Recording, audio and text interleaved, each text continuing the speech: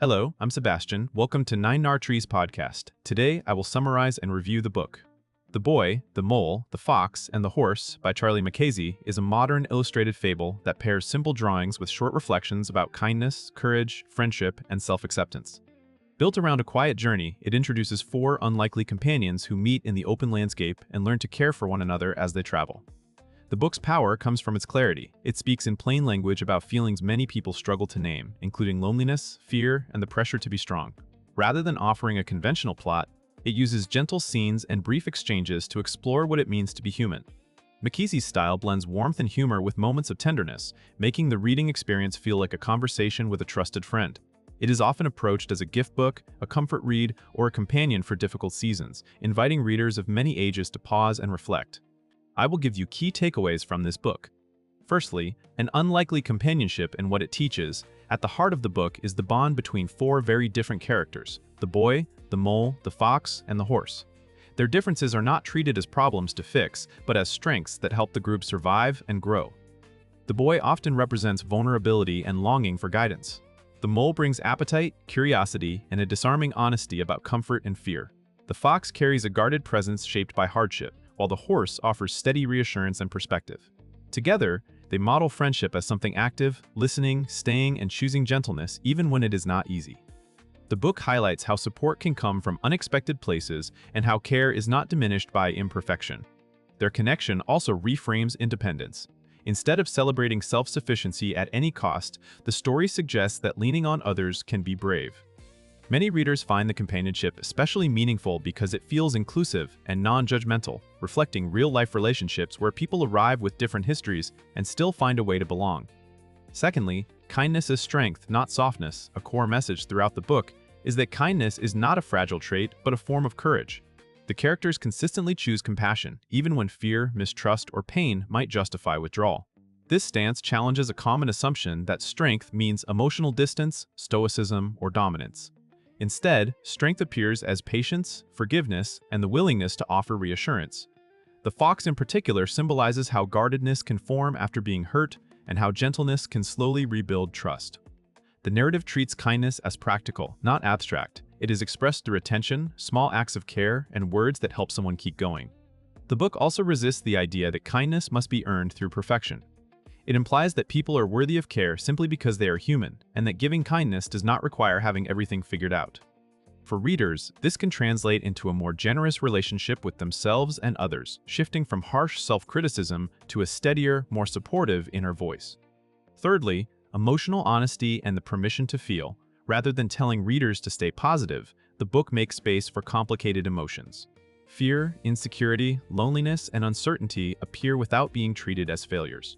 The characters acknowledge worry and self-doubt as normal parts of life, especially when facing change or feeling lost. This emotional honesty is a major reason the book resonates widely. It does not demand that readers perform confidence. The boy's questions and the mole's admissions show that vulnerability can be shared without shame. The fox's caution illustrates how the past can shape the present, while the horse often grounds the group with calm acceptance. The book frames emotional expression as a pathway to connection. When feelings are named, they become less isolating, and others can respond with care. Readers may recognize a quiet therapeutic effect. The story validates inner struggles while suggesting small, humane ways to carry them. It encourages pausing, checking in, and allowing feelings to exist without immediately trying to fix or suppress them.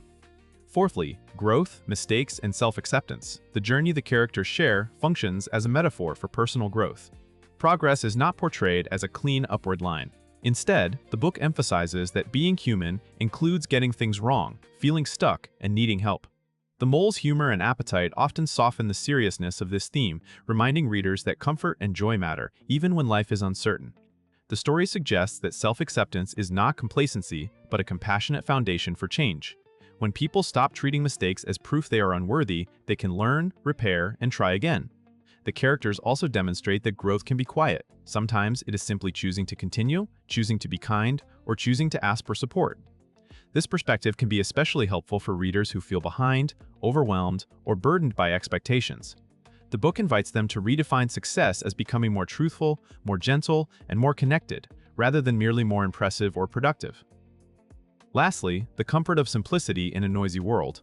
One of the book's defining features is its simplicity, minimal scenes, brief reflections, and expressive illustrations that leave space for the reader's own experience. This simplicity is not shallow. It works like a pause button, countering the constant noise of modern life, where people are often pressured to consume more information than they can process. The book's pacing encourages rereading, reflection, and slow attention. Many people use it as a bedside book or a small ritual during stressful periods because it can be opened anywhere and still offer a complete moment.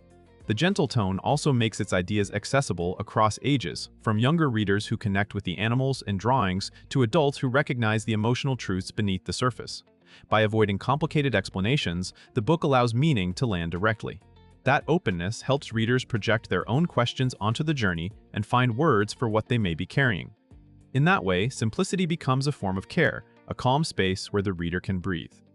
In conclusion, this book is well suited for readers who want emotional reassurance without heavy theory, adults navigating stress, grief, burnout, or change, teens seeking language for feelings, and parents or teachers looking for a gentle way to discuss kindness, fear, and belonging. It can also work for people who do not typically read self-help because its insights arrive through story, character, and imagery rather than instruction. The benefit to a reader's life is practical and immediate. It helps normalize vulnerability, encourages kinder self-talk, and reminds you that connection and support are part of strength. Because the format is brief and illustrated, it can be returned to repeatedly, offering quick comfort on difficult days and steady perspective over time. Compared with similar inspirational books, it stands out for its restraint and warmth. It does not rely on complex frameworks, trendy jargon, or aggressive motivational pressure. Instead, it delivers human truths in a simple, memorable form that feels like a companion rather than a lecture. That lasting reread value makes it worth buying. If you would like to support Charlie Mackesy, you can buy the book through the Amazon link I've provided in the podcast description. After reading the book, please let me know what you think and share your thoughts. See you around.